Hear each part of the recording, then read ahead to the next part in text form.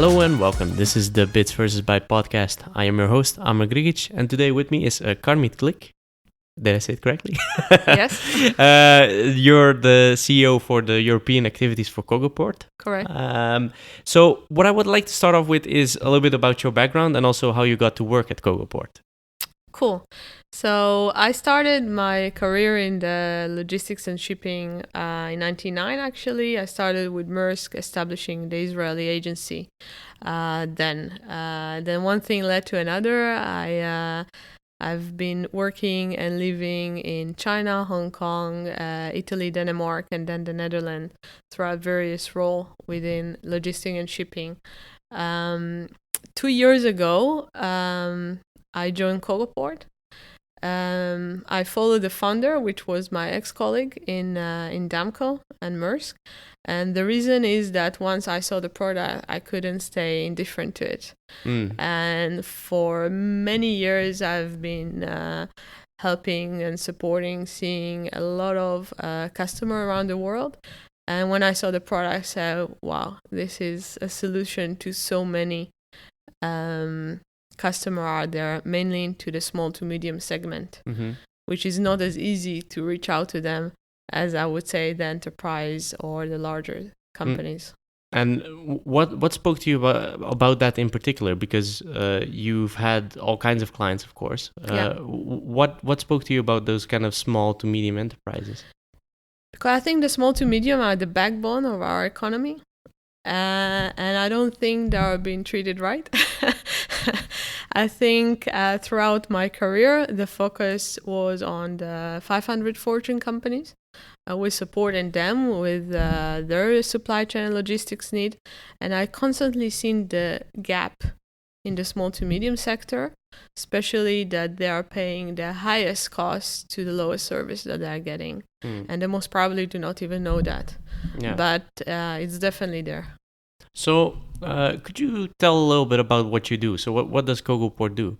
So Cogoport is about connecting the players in a digital way by technology. So we would like to connect all the players in the logistics and transport environment, which is the exporter, importer, the freight forwarder, the carrier, the custom brokers, the trucker.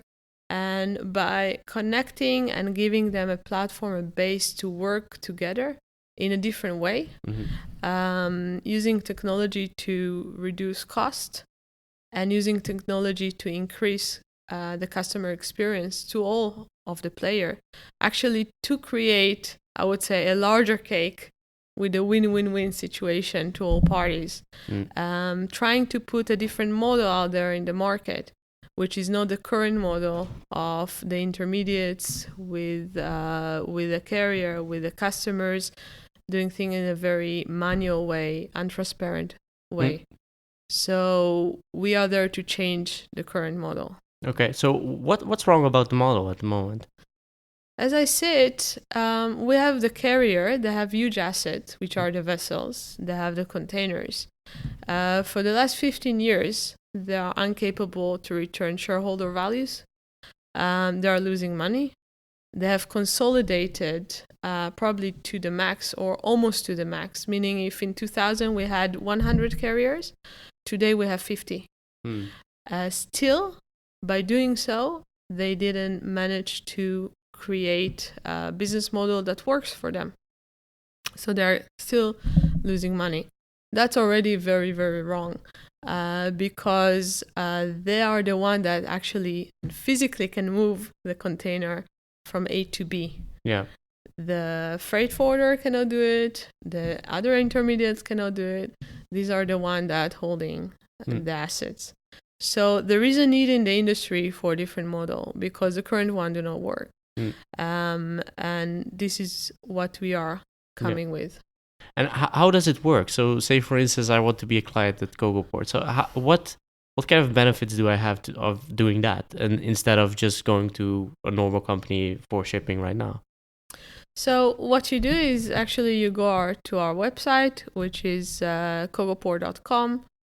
You can register for free and you can start your price discovery. So you can search port pair that you are interested in to transport your goods. That price discovery is free to all. Everyone can do it. Then after you find the right price for yourself with the right service, of course, you will see all the services on those port pair. You will not see what maybe your incumbent currently is giving you, but you will see everything that exists, and you can make the difference, and you can make your choice. Once you actually select your service and the price, everything will be transparent. So all the item on the pricing will be transparent. You will see the service information, if it's transit time or if it's scheduling information, when can you actually load your cargo, and you booked. And this whole process from the price discovery to the booking process is less than a minute. While doing so, you will immediately be assigned for customer service that will be in contact with you 24/7 to follow your booking and your shipment till it will done well. Okay. And what's kind of the is there kind of a minimum or something like that of cargo that someone needs to ship to be able to use your platform? How does that work? That company need to be an actual company with a KVK and Yeah. addresses and so on. So it's a B2B. We are in this segment. Yeah. So while you register, there are minimal information that you need to share for us to follow up that this is actually a company that import or export. Okay. That's the only thing that importer and exporter will need to do. And then we will start the process. After you doing the booking, all the documents will be online, all the commercial milestone will be online, all the operation milestone will be online, and also the financing and the invoice. So one of our strong features is that whatever we quote to you at the moment of the price discovery, this is what will be invoiced to you, and it's 1-to-1. Yeah. So you see a lot of company doing a lot of freight auditing. So they have somebody that check if this quote or by this email that was sent to somebody somewhere is the same as the invoice they are getting. That will be irrelevant because it will be 1-to-1 to the quote that you have received, and it's actually on the platform, so you can see it extremely in an extremely transparent way. Yeah, and that's different than what it is right now, because sometimes there are kind of fees that come up just by doing something, right? So how does that work right now? Correct. So right now there are different models. So some freight forwarder are setting all-in quotation. Then you have a certain amount of money you will need to pay, and then something pop up throughout the way suddenly, and then you get those fees into your invoice. What we are doing, that if anything was changed, we will inform, we will notify, and if the customer agree, we will amend the invoice, but nothing will pop in the invoice without the knowledge and the agreement of the customer. Which is how almost every other industry works, right? Should. I mean, if I'm buying if I'm buying a washing machine online or something like that, I don't expect like my price to suddenly change, right? That's the thing. That's the most strange thing to me about the whole shipping industry, is that it's still, I feel like it's not like the banking sector, because the banking sector is actually doing some things to improve that kind of digital thing. But I feel that the shipping area in general is not moving forward that hard on digitalization and stuff like that, right? How do you view that? So we talked a lot about this a little bit before we started, but in the last, I don't know, few decades, there hasn't been a big change in shipping. How do you see that? Yeah, actually, it's a bit tragic, because we are living in an era that technology is there. So at Cogoport, we use this technology to improve the ocean transportation process. And this actually came from outside players, not from traditional players. And you're right. The industry is almost technology deprived for many years. And there were, I assume, players that had no interest to improve that. But we see a lot of new players now coming up and want to make shipping better. And that actually impact also the traditional players, because we see carrier now more up to digital solution to support their business and their customers. So it's getting there, but there is still quite a gap. Yeah, I mean, it's so crazy to me that, for example, someone can lose a container. that's the when I think about that kind of, well, it does happen with packages as well, but that's less of an impact, right? If just you wouldn't want to be on the receiving end of not getting your package, but a container is even more of a value, especially if it's a high ticket item or whatever. Correct. That's insane almost, because we all experience into our personal life when we order something. If it's book, which costs $10 or euros, or if it's a makeup or anything with a very, very small value of that item, we'll know exactly when it will arrive, if there is an issue, if I was not home, where is it located, and we can plan. Yeah. While you have containers where old hundreds of thousands euro values of the goods, when basically importer or exporter do not know where they are. Yeah. Or have some rough idea, but it could go wrong, and they know the last checkpoint, for example. They know the last check, maybe, but they can get an email call from their buyer on the other side of the ocean telling me, where's my container? Yeah. And they will not know what to answer, or they will start calling to so many parties on the process, where's my container? Or where is my container? Well, technology is here. Yeah. Actually, it's quite, I would say, easy to track a container. You just need to put a device, and there are actually companies that are doing it. We at Cogoport actually cross data with many locations, like the ports, like GPS, or different carrier information to cross-check every second where is the container that are under our platform being shipped. So we're actually able to give solution to that much better than other player in the market. And I think it's just basic. Yeah, it sounds basic to me, but what I'm thinking about is, why did the carriers that are already there for like a lot of years, why didn't they just come up with the solution, right? Instead of someone else externally that's going to come up with a solution that they want to stick the device on a container or whatever. Yeah, that's probably an answer you need to hear from them. I can give you my perspective of things. Yeah, I mean, they know exactly yeah. where the vessel are. Yeah. They're getting information. Sure, okay. It is their backend system that cannot support this. Could be. At a certain point. Yeah. Definitely, I agree with you. Yeah. They should make that information accessible. And maybe they have the reasoning not, but because of the pressure now from other companies now pushing for it, I'm actually thinking that this will also help them to facilitate that information transparency. Yeah, because when I think about it, shipping is pretty efficient in a way, right? So shipping, especially when you're doing it by sea, it's more efficient than doing it by land or by plane or whatever, because you can, I don't know what the biggest ships can carry, but they can carry, I think, a few thousand containers, right? They can.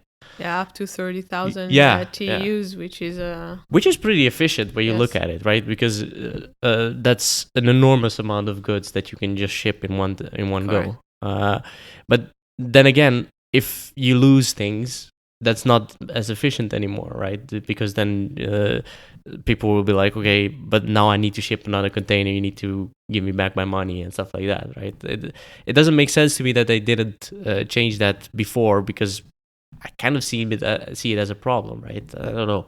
It's weird to me that that kind of shipping world is viewing it that way. I think they will. As you said, when there are players coming up that are not maybe directly or indirectly in that space, yeah, you see it everywhere, right? If there is someone that comes from outside, is like, okay, why is this like this, right? Why not just change it? Let's Correct. just make something and try Correct. and change that.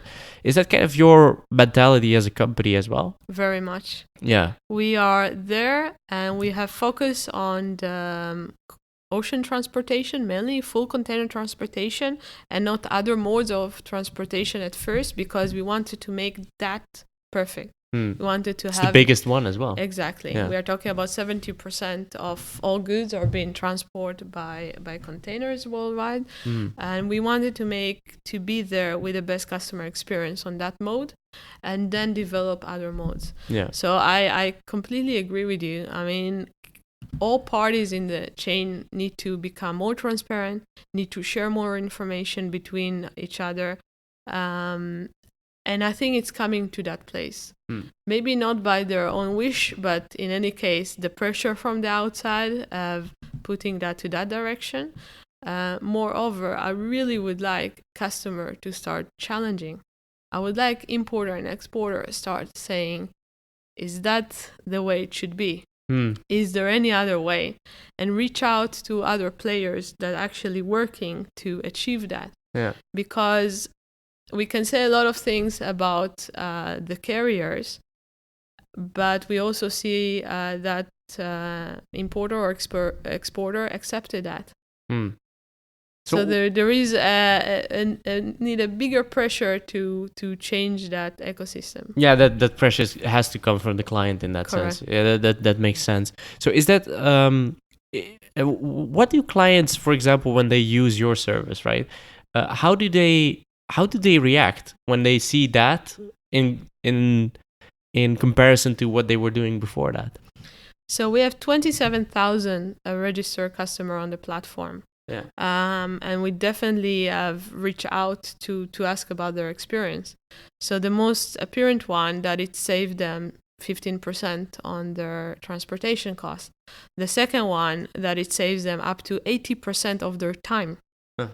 Meaning that their time that was giving to chase, to get information, to follow up, and so on and so forth, that's been saved.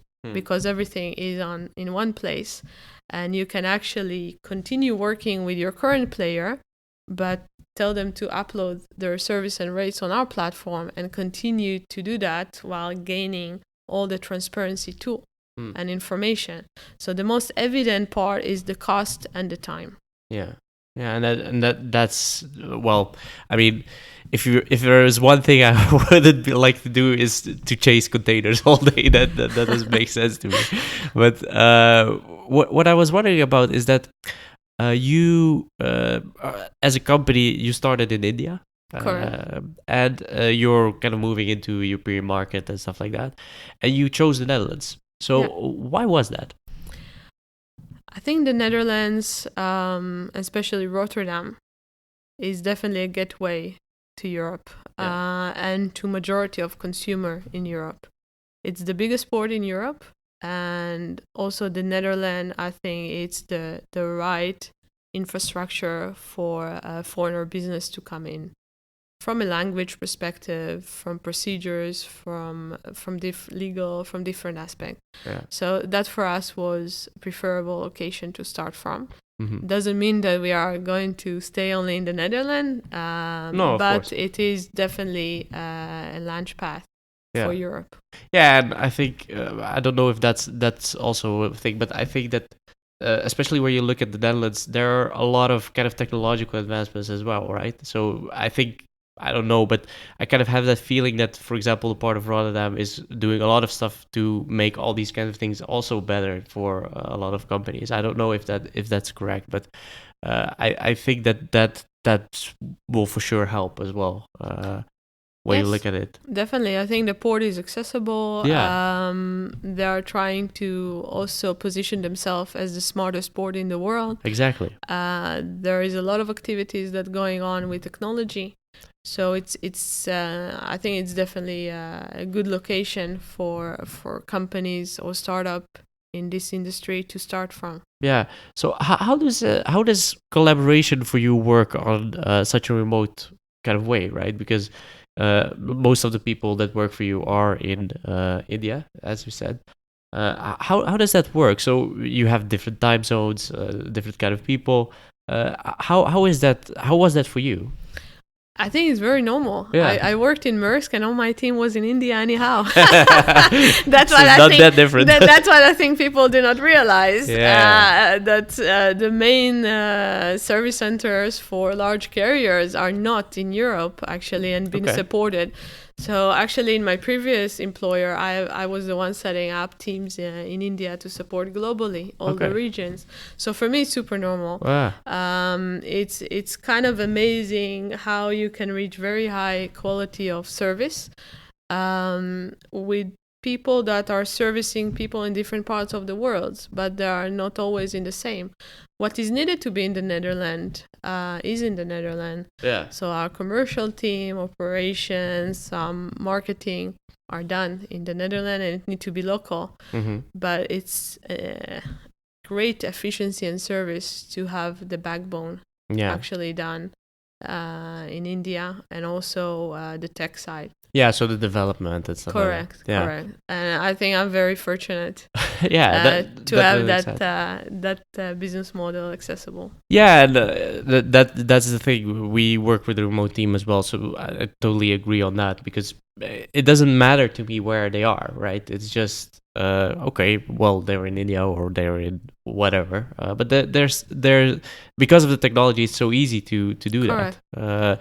But to get back a little bit to that technology part, so how do you actually kind of keep track of everything? So carriers have the most problem with doing that, but how do you do that to be more transparent and even give maybe more information to a client? So how do you guys do that? I think it's a combination of technology with manual processes. There is so much. We cannot heal sickness out there, but we can definitely bridge and gap many with the technology. If we talk about for example, track and trace or operational milestones to know where your container will get it in and what, and across many players. So, for example, most importer or exporter, they need to work with at least 5 parties. They will never be able to work with one forwarder or one carrier. They need to work with multiple parties. That means that they need to keep track of different websites or different Excel sheets or different requests or shipment going around 5 parties or even more. And the benefits in Cogoport that you can actually do it at once, so you can keep all those parties on the platform and get an aggregated view. Okay. And that's already improved the states quite far. Yeah. To that, the data is accessible in the world. It's how to catch it. Yeah. So you have data from ports, you have data from carriers, you have data from GPS or different satellite equipment. So there is technology that grasps that data, digest it very fast, and give you an answer. Yeah. And that's the thing. I think that when I look at it, one of the things that came to mind with the podcast that I did before, but to me it's interesting that a lot of companies are not jumping in on that. As I said, doing things like Internet of Things, right? So putting a sensor on such a container, so you know exactly at any time where it is, right? You can even do it solar powered if you want to, just to have it all the time there. So are those kind of things that you also kind of look at, that you want to give as a service to your clients? Yeah, definitely. We have cooperation with the company that does it. Okay. You need to remember that customer always look how to make transport cheaper, and adding those devices will increase your cost. So it's really depend on what commodity you're shipping. It will not fit to every commodity, but it fit for some. And the one that it does, there is a solution for it as well. I would take it to the other way around, and I would say that the container is owned by the carrier. So basically the importer or exporter is actually renting that equipment for a period of time, which they are paying a certain price on. From point A to point B. Correct. Yeah. I would definitely say that this is the role of those carriers to make sure that their asset and their equipment and the location is visible. Yeah, because a container isn't cheap. I mean, an empty container isn't even cheap, right? So if they lose that, that's also money out of their pocket in that sense. That's a lot. You would be amazed about the cost of allocation of empty containers around the world. We're talking about billions. Yeah. Only the fact that you lack of containers in India, for example, and a lot of the carriers need to move empty container with no goods to India for that. And they need to do a lot of things to change empty containers to where demand area are from low demand area. That only and that efficiency, if they have the transparency, is significant. So what could happen, for example, is that, say for instance, I have something that comes from China. I have a container, it's shipping goods to me in Rotterdam, in this case. It could happen that container will go empty, will go back empty to China. Correct. That doesn't make sense to me. It's about demand and supply. Yeah, of course. Most of the supply coming from China to Europe or to US, and the export in those, there is imbalance of trade. So there are areas with imbalance of trade that receiving, for example, more import than export. Yeah, of and course. so on. So this is something that the carrier need to manage. But imagine, let's see the world with only pink. Okay, there is a company with pink container. Let's choose a different color. Let's see the world with purple containers. So no names. Everything is purple. Imagine how much it would save that there will be no one that need to actually move, and all carriers can use a certain central points of. There's one system in that sense. Correct. Yeah. That would save millions. Because there could be a location that one carrier is moving empties when the other carriers already have containers there. Yeah, that does make sense. Yeah, because So there is a lot of efficiencies that can be brought into the system. Yeah, and the question again is why? Why doesn't anyone do anything about it? Because we talked about it a little bit. It has effect on everything, right? So it has an effect on climate, on all kinds of things that. Correct. That's really that blows my mind that someone would ship an empty container, but because you would especially in a port as big as Rotterdam, right? You would probably say there is some export goods there as well. Definitely. I mean, I was not talking about specific Rotterdam. I was talking generally, but yes, I mean, people forget that logistics and logistic related is 12% of the global GDP. Yeah, that's a huge chunk. Yeah, with a lot of inefficiencies there. So actually, as society, our interest to improve this should be very, very high.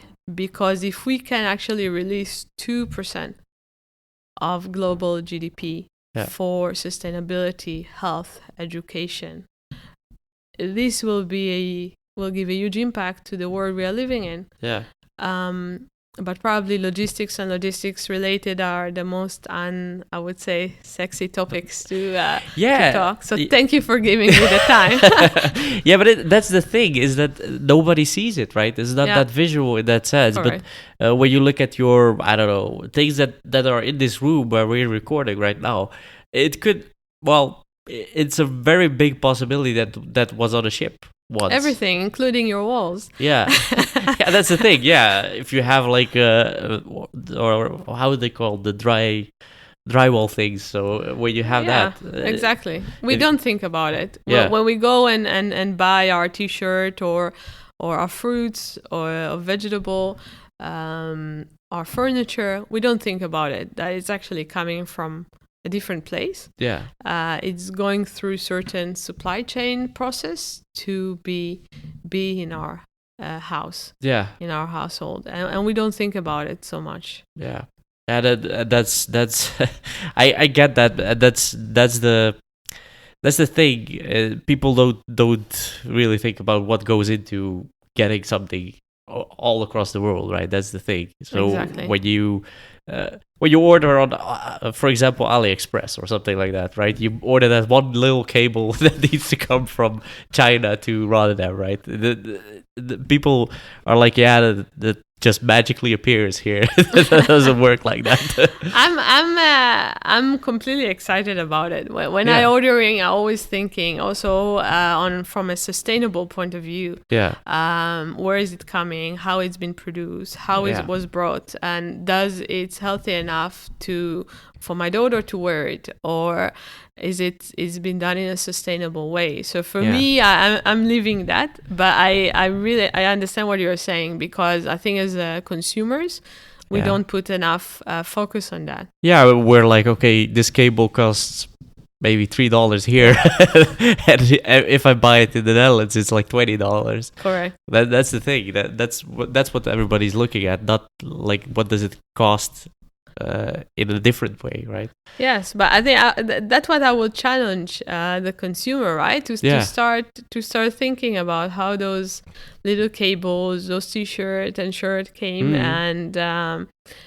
and be appreciative of global trade. Yeah. Because we see a lot of also different statements these days. But if you just cancel global trade out of your life, what would you be able to buy or live from? At a lot of things would come from Europe, I think, when you look at it that way. So what do you think the kinds of things are going to revolutionize this space? So what are kind of the things that will really change the shipping in the future? First and foremost, it will change when the importer and exporter start to demand what is rightfully the service they should receive. Yeah. They should demand knowing exactly where their goods are. They should demand transparency on the pricing. They should demand transparency on the operation. And if that movement will start, we'll see a lot of change. Yeah. Because I strongly believe on the demand much more than on the supply side. The supply side will adjust to what the demand will request. So this is the first change I would like to see. I would like to see more and more from all elements, from enterprise to small, medium company, start demanding what is out there, what is accessible, what they should to improve their efficiency, improve their cost, and not to be dependent on other suppliers. So I think that's the first. That's a mindset change. That's not even a technological change. Yes, and this is even before we take it, because as I said before, technology is there. Yeah. Technology is there. It needs to be used. Yeah. The incentive to use it is when you have demand asking for it. This is one. I think second, we see a lot of technology popping from other sectors, like for example, blockchain, that you can see how it can facilitate global trade. Yeah. This is also a technology that I foreseen will impact significantly on the way we handle documentation, the way we handle money transfer within transportation. Yeah, because you would get like one source of truth, right? That it would always be the same. So if you say it has been checked in here, you for sure know it has been checked in, right? That's the thing. Because believe it or not, we're still using a bill of lading paper document that has been still signed physically with stamps all over 3 locations in the world till you can release your container somewhere else in the world. That's a lot of stamps. That's a lot of stamps Yeah. and a lot of DHL and UPS envelope going around with a physical paper, because otherwise you cannot release your container. Yeah. This is a very, very old-fashioned way. And technology, again, is there. Just the usage, because of the high impact of it towards government, custom regulation, port regulation, Yep. security, we as an industry didn't manage to solve it. But I already see it's going to that direction. Yeah. So that is super positive. Yeah, that I think for sure. I mean, blockchain has a bad rap because of the kind of hype surrounding it. But I think that this, when we look at it, this is one of the biggest things that you can see that have an actual impact, right? If you would use it the correct way, it would solve a real problem. Exactly. It was invented for one thing, Yeah. but it can actually solve a problem Yeah. to another industry. Yeah. And you're right. And that's my, I'm a bit afraid of that, because we got the hype of blockchain, everybody talking about blockchain without actually no single one product. Yeah. An actual there, working product. which consumer or import or export anyone can use, right? Yeah. So you have the hype and then you have the disappointment, a little bit like in 2000 the disappointment of the internet. Yeah. In one sense, the 2000 event kind of cleaned a lot of rubbish. Yep. And on the other side, the true leading internet Came from company that. Yeah. raised.